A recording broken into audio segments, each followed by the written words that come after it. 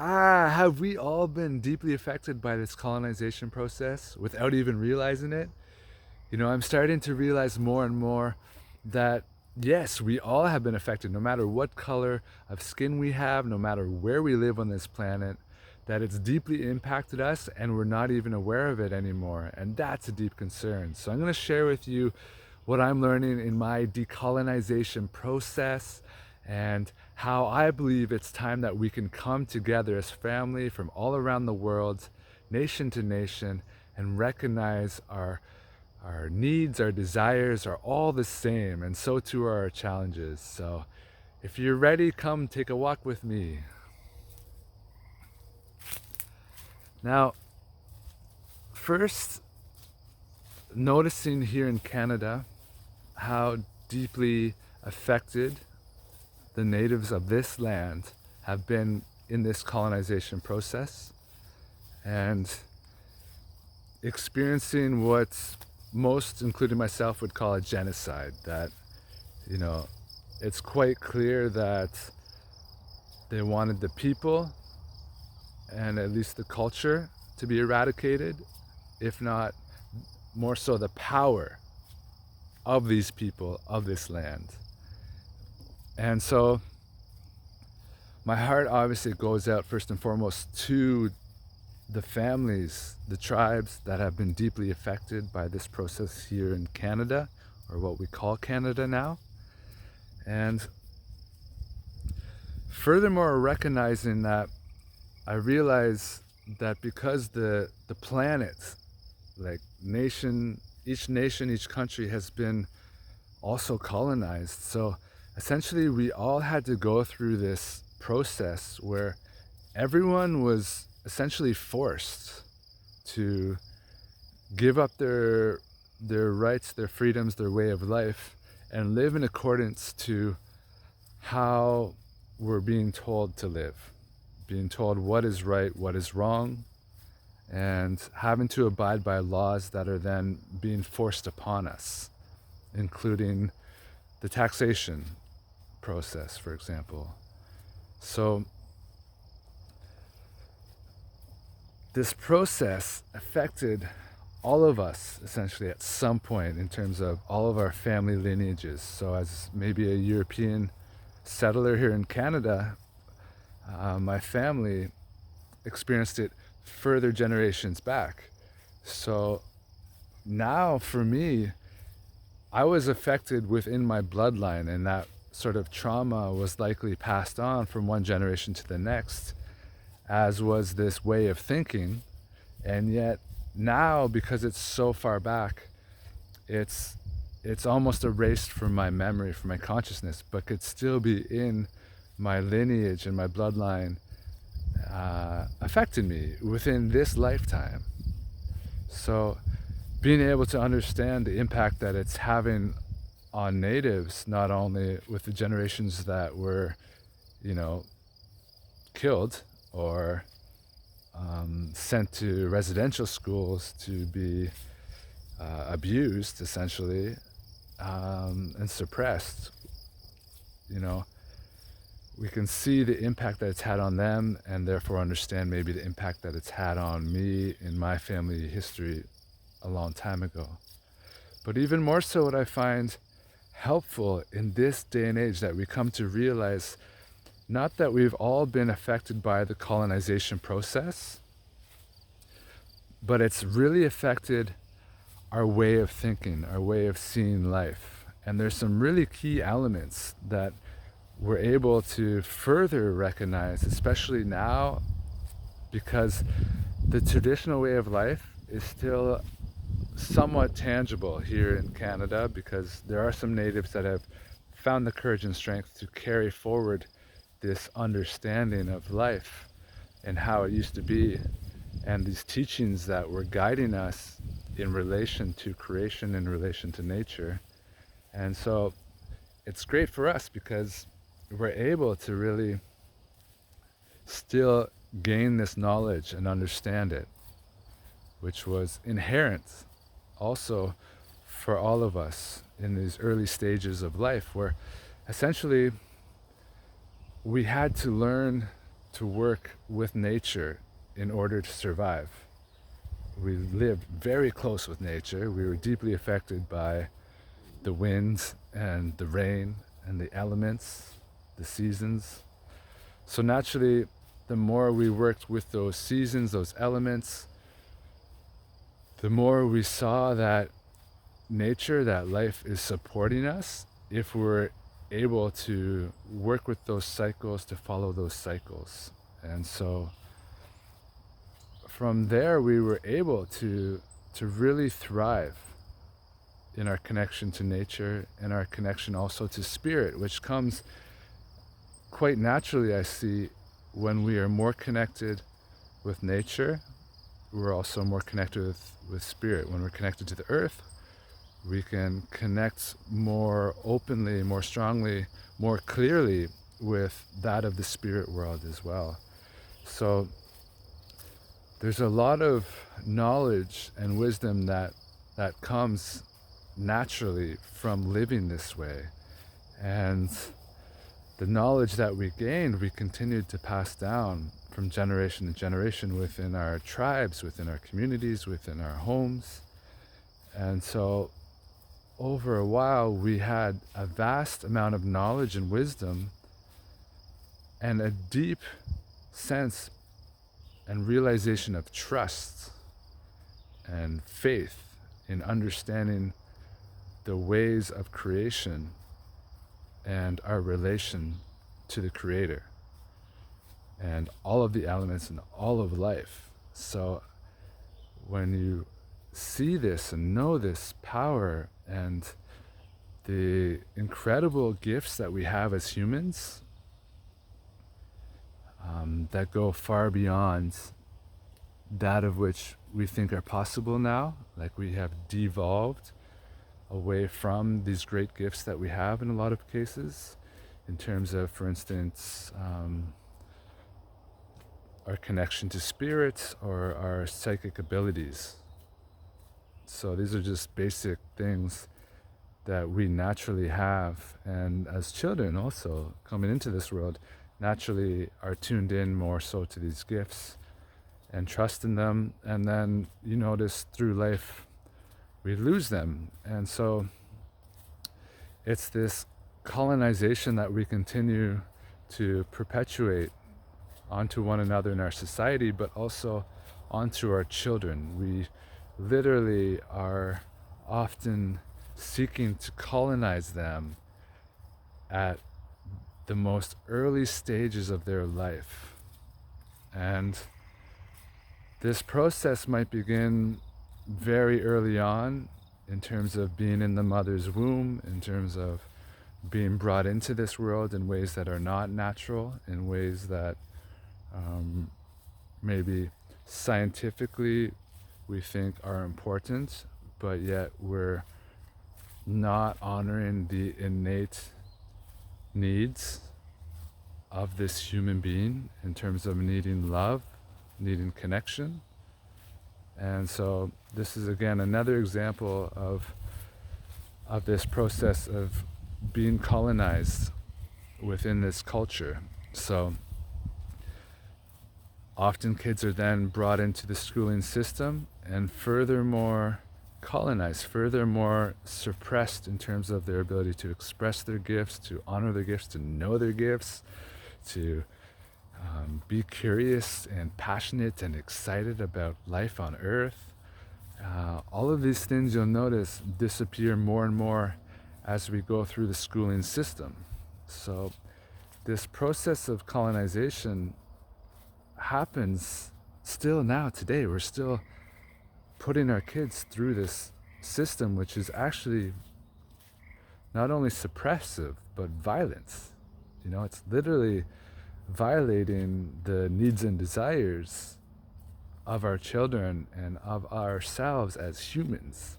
So this continues to the point where we get so disconnected essentially from our souls that we're intellectually taught, you know, what is right, what is wrong, and we are forced to live certain ways, to think certain ways, and we are told like what we need to do and what we should do, what we shouldn't do.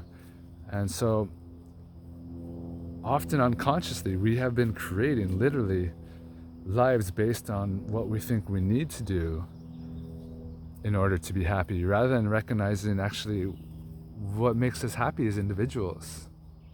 We're not asked this, we're not supported to do this, which is a very natural thing, you think. And it's also quite natural that we would want to create lives where we enjoy, that we're happy, and create lives where we can support our children and honor our homes, honor our planets, honor our bodies.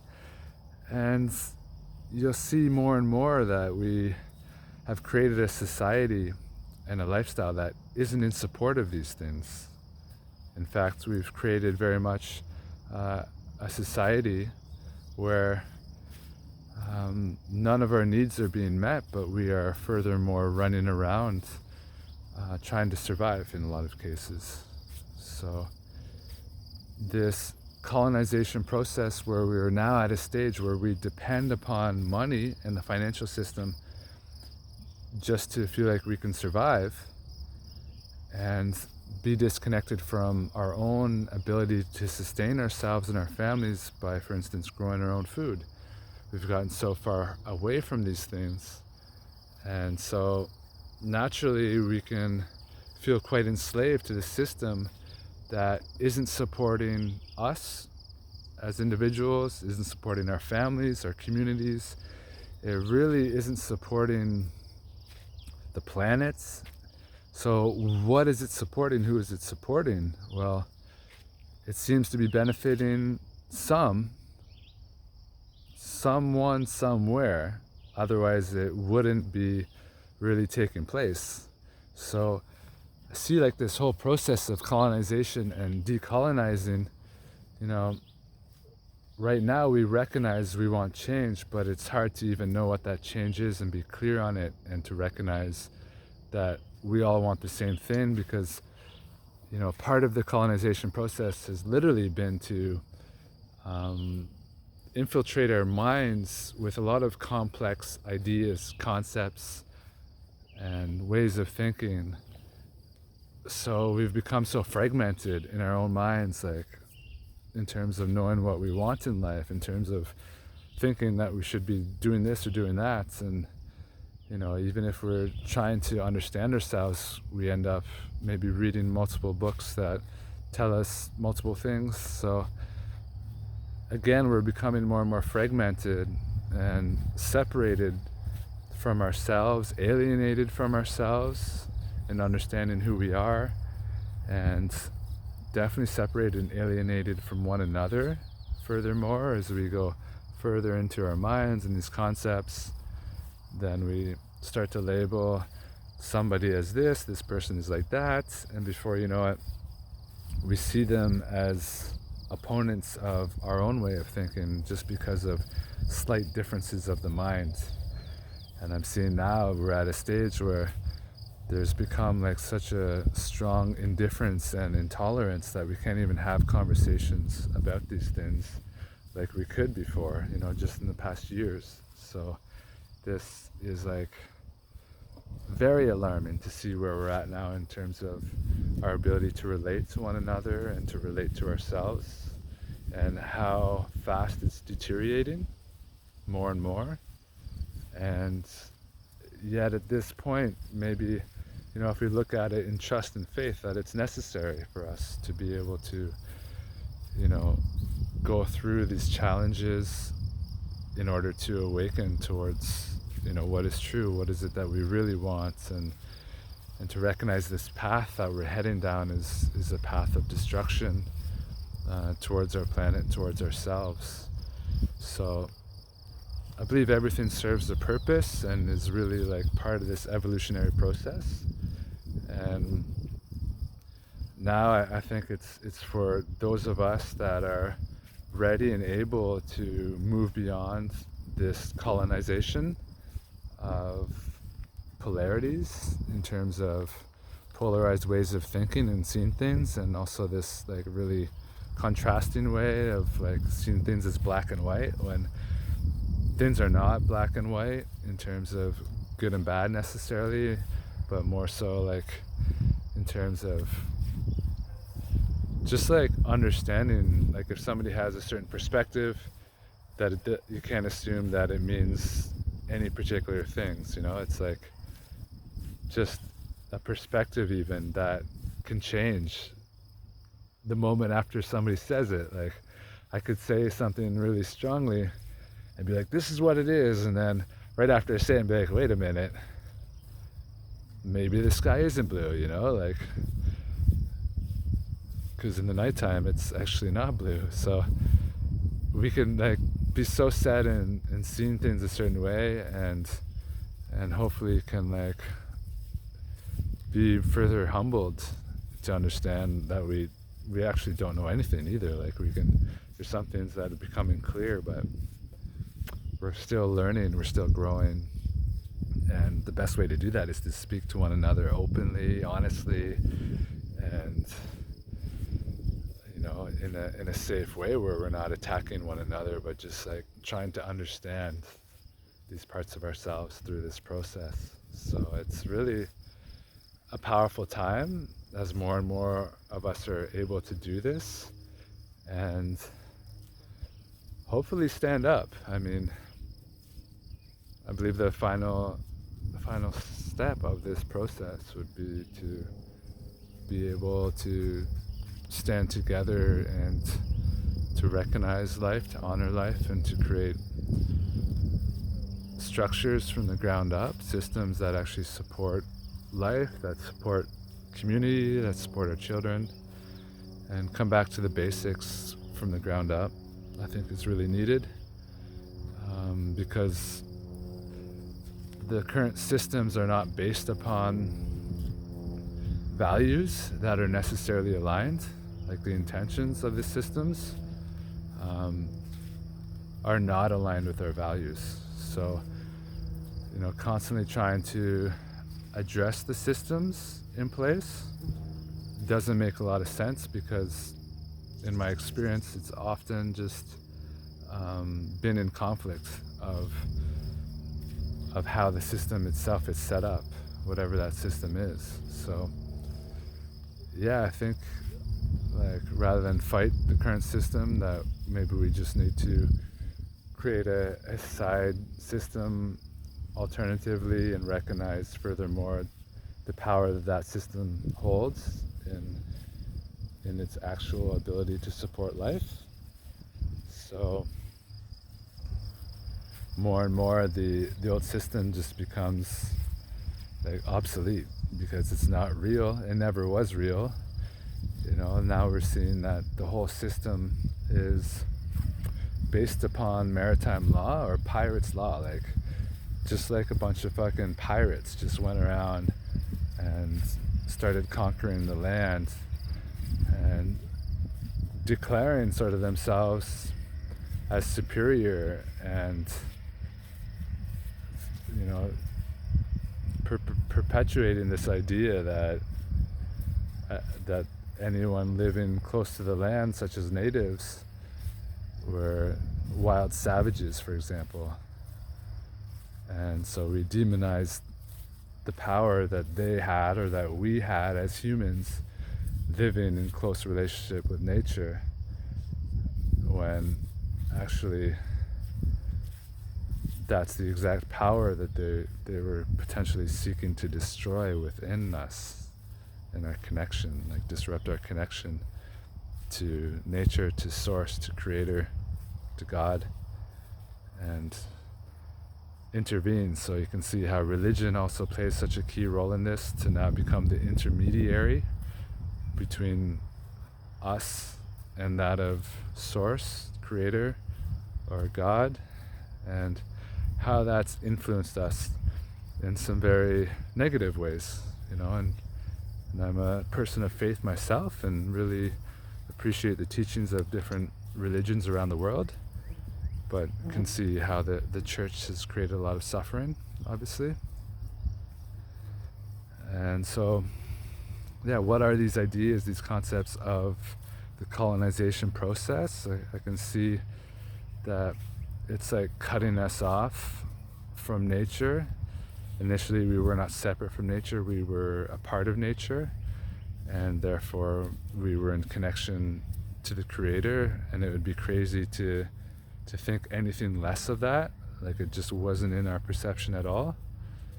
And so we saw ourselves also as creators, as co-creating this reality with God, with Spirit, with all that exists, working together in support of life.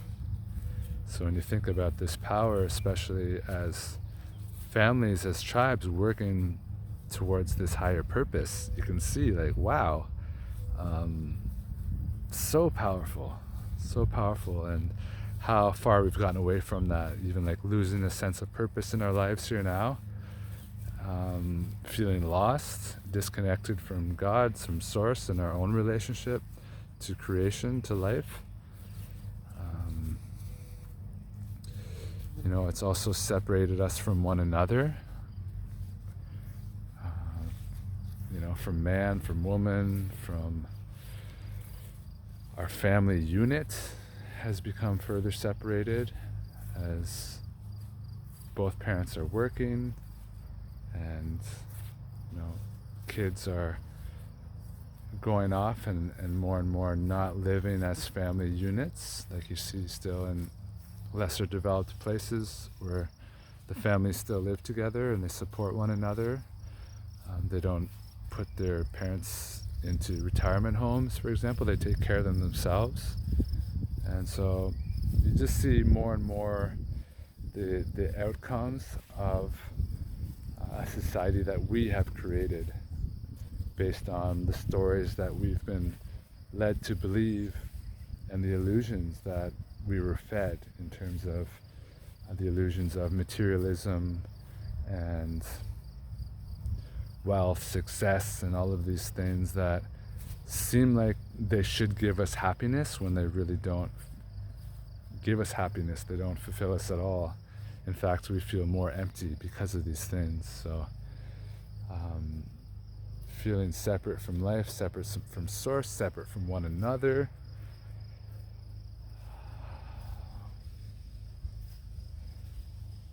and disconnected from the abundance of nature and the ways that you plant a seed and it then grows into a tree which provides fruits to feed our families, and those fruits provide more seeds which provide more trees and more fruits. Like, it really multiplies. So this way of nature is incredible when we learn to support it and work with it and understand it and know it. It's like, wow, like, our problem actually isn't that we don't have enough. Our problem becomes having too much, that we need to give it away, we need to share it. And so you see how far we've gotten towards scarcity and this ideas that there isn't enough, because we depend upon a system that's based upon debt, which is the opposite. It's like having a tree that is like being drained of its fruits. So it's not growing but sinking. And so we are in this system that is pulling on us and draining us of our energy. And so we find ourselves in this battle, whether we realize it or not. Why it can be challenging is because of how far we've gone into trusting in the systems and believing in the systems. And now, like more than ever, it's becoming clear it's not working. And now is the time to make this change, to recognize that we need to realign with our nature as humans.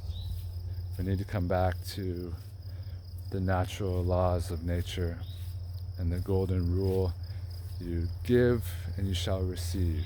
The love that you put in, you get back.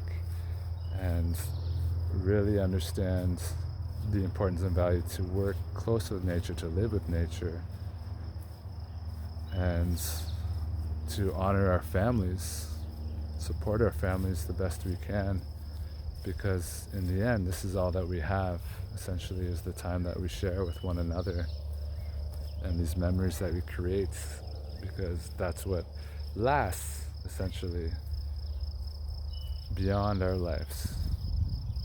And so, understanding that it's not about us, but it's about our children, the next generation, the next generation, the next generation. Like, I know in some tribes they speak about evaluating what's needed for 7 generations. So, like, now we're so short in our thinking. We're not even thinking about the next generation in a lot of cases, but only ourselves here and now. I want this, I want this, I want that, I want that. And it's really crazy to think of the contrast. And so again, if we were to come back to moving forward, going back to these native ways of living, of understanding, of making decisions as individuals and as a collective, to have a system in place that would not be of governance but be of support, that would actually support our nature and allow future generations to experience more abundance and freedom and peace than we do, not less. So it's really all so simple when it comes down to all of these things. And I believe that knowledge is there. I believe that we still have elders here in this country of Canada and all around the world that can still help bridge us back to this way, here and now, while they're still alive. And that there are actually people that we can trust in, who haven't been compromised